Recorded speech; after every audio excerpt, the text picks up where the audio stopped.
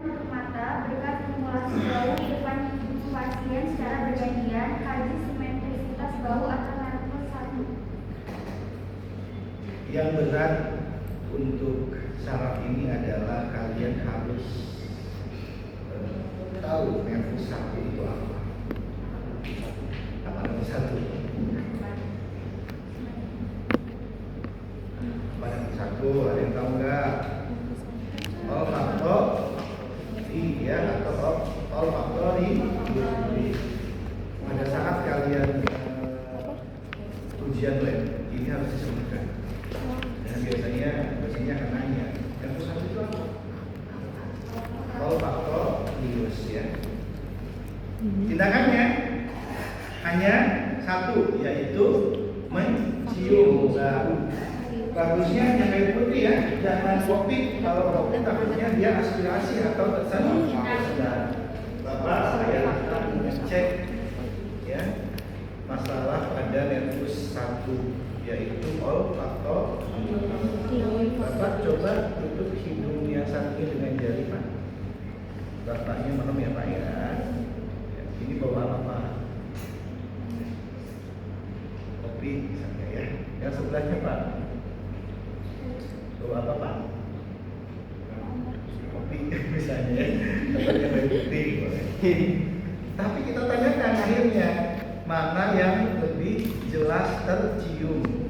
Apakah dua-duanya jelas tercium atau hanya salah satu? Itu juga penting untuk mengetahui simetrisitas dari masalah nervus pertama. Paham ya?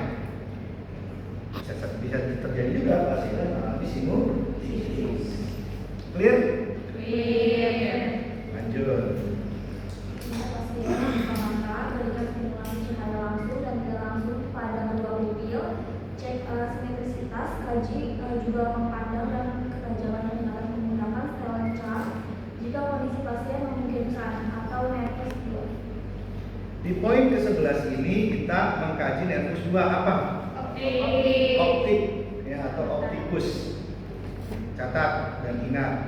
Ada 3 pemeriksaan di poin 11. Yang pertama adalah refleks pupil. Yang kedua, lapang pandang. Yang ketiga, ketajaman penglihatan. Ya, di poin ke-11 ini cek refleks pupil, lapang pandang dan ketajaman penglihatan. Refleks pupil menggunakan Center. pen light ya. Iya. Center kayaknya apa aja di kita center adanya ya. Center kecil tapi jangan center yang beroper itu ya. Kalau buat begini kan langsung Terlipat.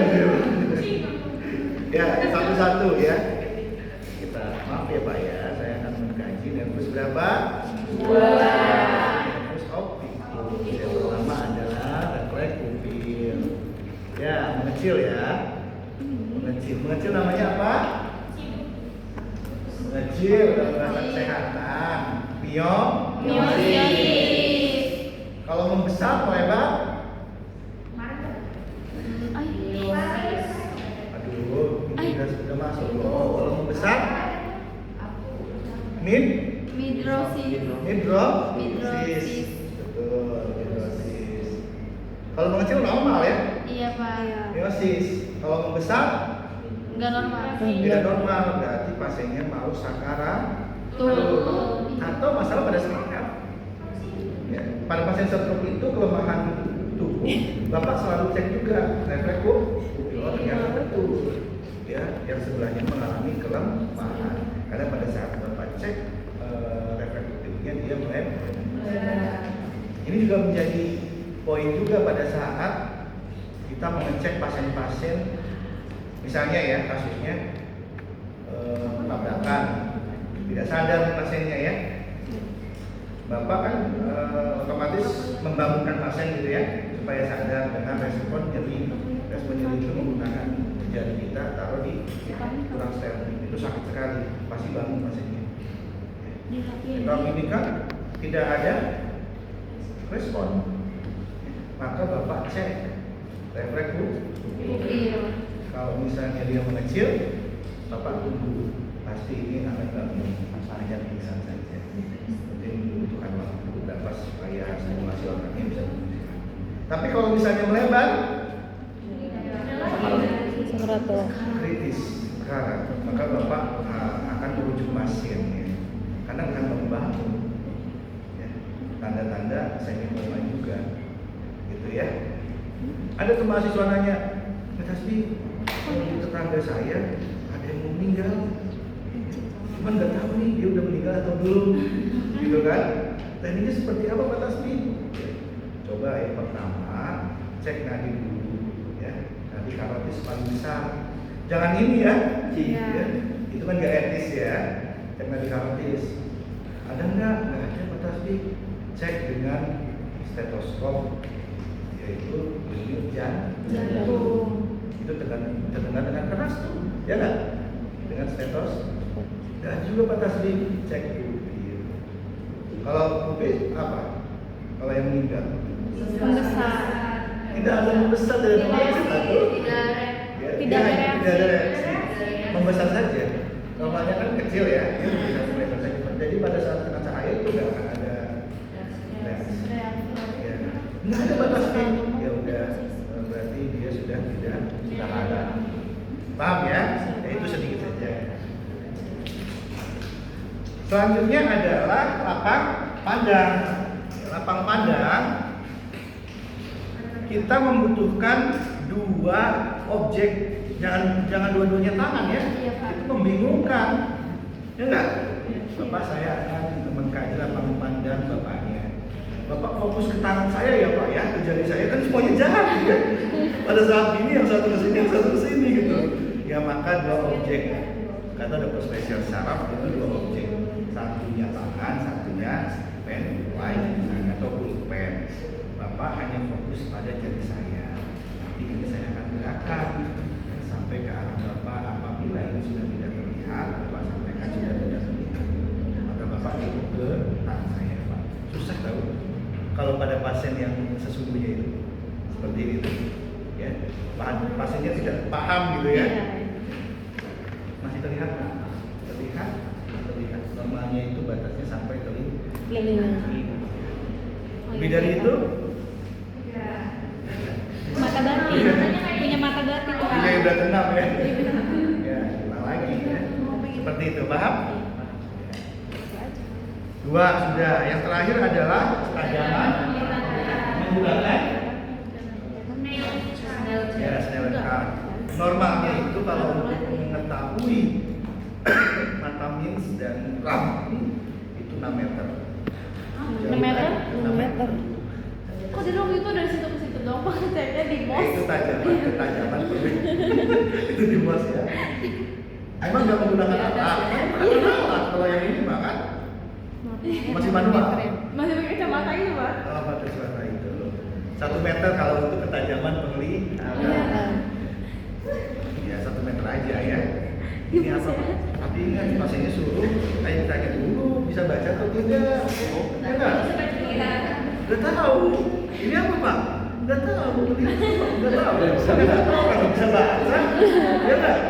Iya. Pak kalau bisa baca dengan apa? Kalau dokter spesialis mata menggunakan warna. Dia menggunakan Pak. Nah, ini warna apa Pak? Warna merah. Dia tahu kan warna merah. Kalau nggak tahu juga warnanya, kita warna. Terus kita simpulin yang lain aja. Kita tanya angka ya. Angka kita harus tulis. Nggak bisa baca juga. Nggak bisa juga angka. Ya, dia bisa Arab, misalnya kan orang dulu kan saya Arab. Ya orang Serang apalagi kan namanya menggunakan Arab ya kita gunakan Arab gitu ya. Sebisa mungkin itu. Clear? Clear nggak? Clear. Lanjut. Yang nomor berapa ini? Oh, ini. Oh, itu. Kejaman ya, kejaman ini. Iya. Perawat menggerakkan pulpen ke arah media, atas dan bawah secara perlahan. Yang ketiga, 4 dan 5. Amati adanya fokus paresis nervus 3. Ya, nervus ini ada 3 nervus motorik ya. Ada kita berkaitan dengan motorik pada mata itu berkaitan nervus 3, namanya apa? Oculomotor. Oculomotor ya, betul. Kalau nervus keempat, trochlearis ya, trochlearis. Nervus ke nervus ketiga sama kan kayak tadi. Oculomotor. Di poin ke-12 ada cukup dua pemeriksaan saja. Yang pertama adalah gerakan bola mata. Yang kedua observasi adakah ptosis atau tidak. Dua ya. Iya. Yang pertama apa tadi? Gerakan bola mata. Mitosis atau tidak? Ptosis itu turun. Gerakan bola mata cukup 4 arah mata angin. Begini ya. 1, kembali lagi. Iya. 2, kembali 3, kembali 4. Tapi kepalanya jangan ikutan gini ya. Matanya lawannya ya. Mata. Bapak nanti menggerakkan mata ke pulpen. Apabila pulpen ini saya gerakan, mata bapak juga harus digerakkan, tapi kepala bapak jangan digerakkan ya Pak, cuma matanya saja. Seperti itu ya. Iya, Pak. Baik, Di jelas. mata. Banyak. 1, 2, 3, 4. Kalau spesialis mata ditambah 5, 6, 7, 8. Silang. Pusing tapi ya arah mata angin kan gini ya. Iya. Kalau kalian 4 saja cukup. Ya Pak. Apalagi? Mitosis. Bapak coba bapak ditutup matanya, dibuka kembali. Seperti itu. Kalau ptosis itu turun kelopak matanya. Kelopak matanya turun. Ya. Tapi kita ceknya dia tutup mata dulu. Coba tutup mata, dibuka. Kelopak matanya tuh gampang kan? Itu apa dan bisa apa?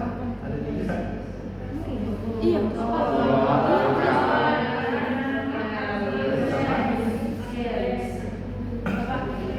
Untuk mengetahui kelopak mata turun itu dibuka gini nggak Pak?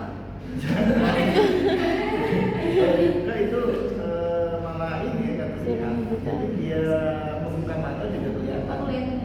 Jadi kelopaknya itu turun itu nggak bisa digerakkan. Jadi sipit sebelah, sipit sebelah. Tahu nggak kelopak mata? Tahu kan? Oh, ini yang turun. Ya itu bukan bola matanya. Bukan bola matanya yang turun ya, tapi kelopak matanya yang Turun. Pada pasien-pasien stroke itu akan Turun, terjadi misalnya. ptosis namanya ya. Ini kan terlihat ya dengan jelas kalau simetris atau tidaknya kan kelihatan sangat jelas. Clear? Clear. Nah, ini 13. 13. Kaji sensasi pada kulit wajah pasien atau bagian dahi, pipi, dan dadu dengan cara menyentuhkan kapas atau bagian tubuh. Refleks kamar secara perlahan. Kaji simetrisitis sensasi yang dirasakan pasien dan adanya nyeri. Minta juga pasien melakukan gerakan mengunyah dan amati kekuatan dan simetrisitis rahang pasien saat mengunyah atau nervus 5. Nervus 5 itu apa? Trigeminal. Salah. Apa nervus 5? Trigeminal. Trigeminal betul atau trigeminus. Trigeminal. Trigeminal atau trigeminus. Ada 3 pengecekan. Yang pertama adalah sensasi pada wajah. Yang kedua, respon mengunyah. Yang ketiga, kekuatan otot rahang. Jadi ada 3 ya. Iya. Pertama adalah sensasi wajah. kulit wajah. Yang keduanya Respon mengunyah. mengunyah. Yang ketiga Kekuatan otot rahang. kekuatan otot rahang. Apa nervus berapa itu? 5. Namanya Trigeminal. jangan pakai rekam ya. Kalau di sini kan pakai kapas. Pakai kapas saja. Ya. Pakai kapas caranya gimana? Ujung sini. Ya, seperti itu. Ya, jadi gini. Oh, seputar. Yang sebelahnya juga sama. Apa kita tanyakan? Kerasa nggak Pak?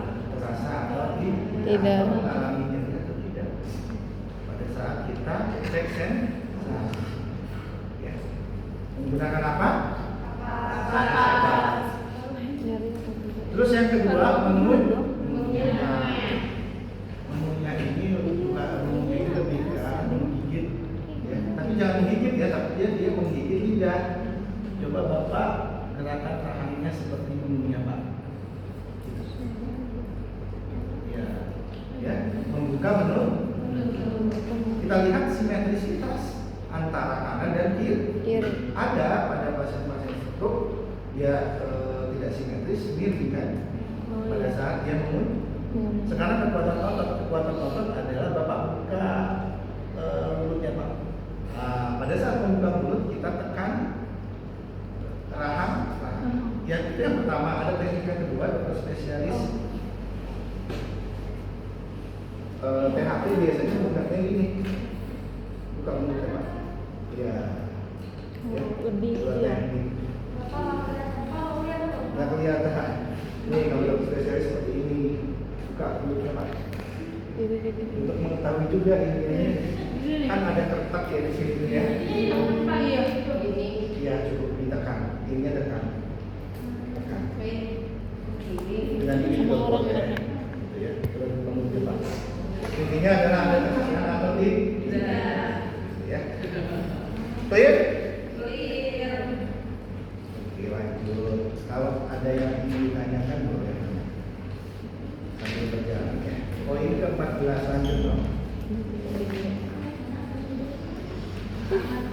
Pasien menghadap asimetrisitas, minta pasien mengerutkan dahi, tersenyum dan membuka mulut, lalu tadi juga simetrisnya. Minta pasien menjulurkan lidah dan berikan stimulus rasa di ujung atau arteria luar lidah, nervus 7.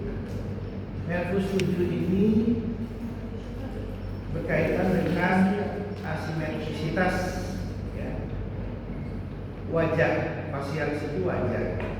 Jadi apa? Kita coba pasien untuk mengerutkan dahi, tersenyum dan membuka mulut. Tapi yang uniknya di sini ada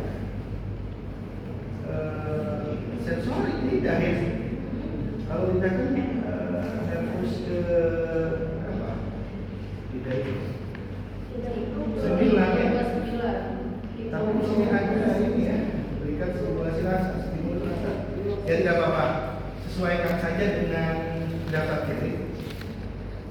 Hanya ada satu nervus, tapi di sini harusnya sih 2 nervus ya. Tapi satu nervus fasialis. Fasialis itu wajah. Ada 1, 2,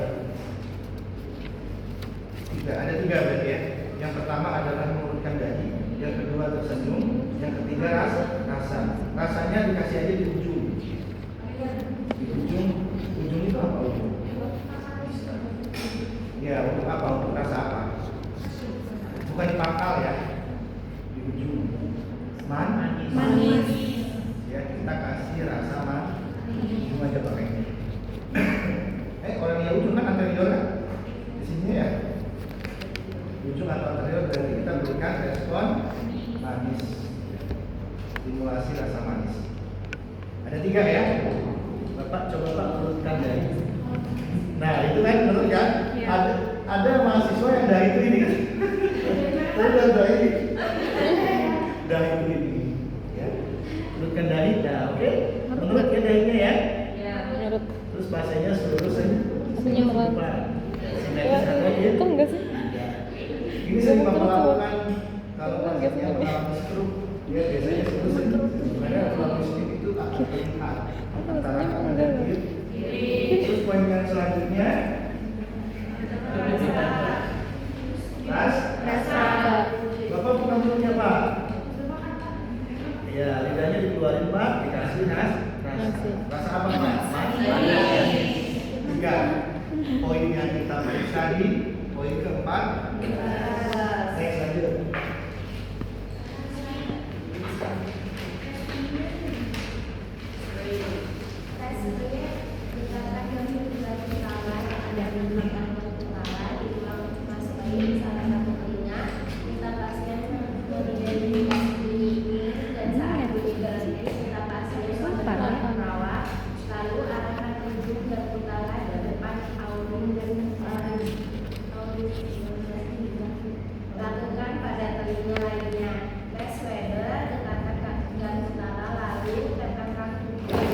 antara mengenai identifikasi simetrisitas mobility kedua telinga. Nervus 88. Nervus 8 apa?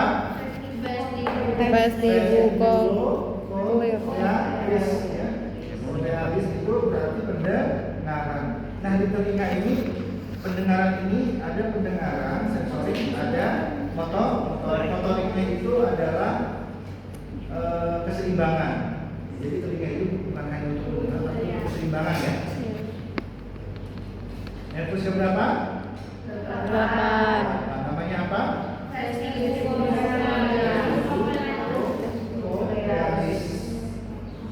Ada 2 pemeriksaan, Wiener dan sama Weber. Wiener menggunakan megangnya nggak boleh gini. Menggunakan garpu tahu. Ya. Di batangnya. Kalau kalian kuat boleh dengan tangan. Kalau nggak kuat jangan paksakan ya. Spesialis sehatin dan ini. Ya. Oke, Bapak saya akan melakukan pemeriksaan untuk mengetahui masalah nervus ke 8 yaitu nervus pendengaran. Ada 2 pemeriksaan. Yang pertama cek Wiener dan cek Weber. Ya. Wiener itu kita tempelkan ini di tulang Mas Toy. Tulang Mas Toy itu yang kasih di belakang telinga. Normalnya bukan terdengar tapi tergetar sampai 10 detik. Lebih dari 10 detik. Normal. Kurang dari 10 detik? Good, betul. Abnormal. 10 detik. Bapak, ini terasa ada getaran apa? Nah, kita tanyakan dulu. Bapak terasa ada getaran kan, Pak? Terasa ya? Kita hitung 1, 2, 3, 4, 5, 6, 7, 8, 9. Bapak masih terdengar, masih terasa ada getaran? Bapak bawa yang sebelahnya enggak? Contohnya Dua-duanya ya di sebelahnya. enggak kelihatan. Setelah 10 detik terdengar, lanjutkan kita ke udara. Udara itu lebih lama, yaitu 15 detik. Paham ya? 15 detik. Tapi Pak pada saat seperti ini, misalnya kan masih teraba ada getaran 10 detik. Pada saat kita ini kan sudah tidak ada. Berarti abnormal. Kalau di sini biasanya tuli konduktif atau tuli karena saraf. Kalau seperti ini biasanya ada obstruksi. Obstruksi itu sumbaran. Yang paling bermasalahnya paling ini adalah tuli saraf. Kalau ini ada getaran getarannya berarti dia ada masalah. Sarafnya harus menggunakan alat pendengar. Tapi kalau misalnya di sini itu biasanya karena sumbatan, OMCK, congean, atau karena segmen yang terlalu padat. Ini 10 detik, ini 15 detik. Paham ya?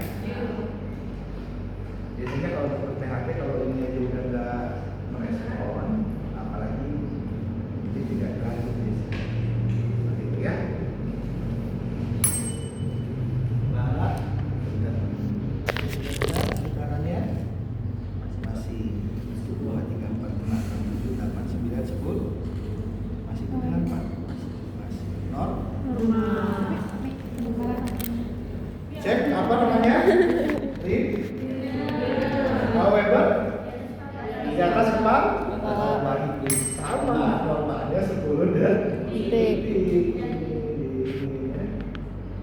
Dan kita tanyakan, makanya ini harus lurus nih antara getaran yang biasanya sensitivitasnya cukup tinggi antara getaran yang ini dengan yang ini itu sama atau tidak? Bergetarnya 2. Coba di rumah kalian gunakan ini ada Nggak punya. Nggak ada. yang sebelah sini sama sini biasanya kita Tidak. sama kita tanya sama ini juga selain dari waktu 10 detik. Paham? Maknanya 10. Clear ya? Clear?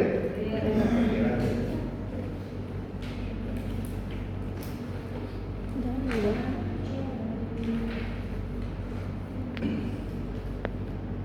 Kali. Lanjut Pak. Tes hidung jari, letakkan jari di depan pasien, lalu minta pasien menggelapkannya dan menggerakkan jarinya dari jari tangan rawat ke hidung pasien, lalu minta pasien menutup mata dan melakukan kembali gerakan beberapa kali. Amati adanya gerakan abnormal atau tidak beraturan pasien selama melakukan intensi nervus 8. Nervus 8 masih ya. Satu keseimbangan. Hanya satu pemeriksaan kalau yang ini keseimbangan. Bapak fokus ke jari saya. Bapak tunjuk hidung Bapak seperti ini ya. Bapak alihkan. Tunjuk Bapak di hidung. Nanti arahkan ke jari saya. Pada saat mengarahkan nanti saya sebutkan ya Pak ya. Tunjuk jari. Tunjuk hidung, tunjuk jari, tunjuk hidung gitu ya, seperti itu. Ya. Tapi jangan rebut banyak juga, kasihan ya. Abnormalnya adalah keseimbangannya mengalami masalah, dia tidak mampu seperti ini, lurus ya, tidak sesuai target gitu ya. Tunjuk jari Pak, tunjuk hidung. Itu berarti keseimbangannya Abnormal. Ya, mahasiswa jangan hidup jadi apalagi gini ya, wah nggak pernah jangan juga ya. Cukup itu saja keseimbangan, paham ya? Tapi jadinya kita fokuskan ke kita. Kalau orang yang punya seni itu gimana? Orang itu nyiri kayaknya. Itu berarti abnormal, berarti abnormal mengalami masalah pada keseimbangan. Siridan juga kan keseimbangan juga ya, berkaitan dengan mata. Kita tulis sesuai dengan masalah yang kita dapat. Clear?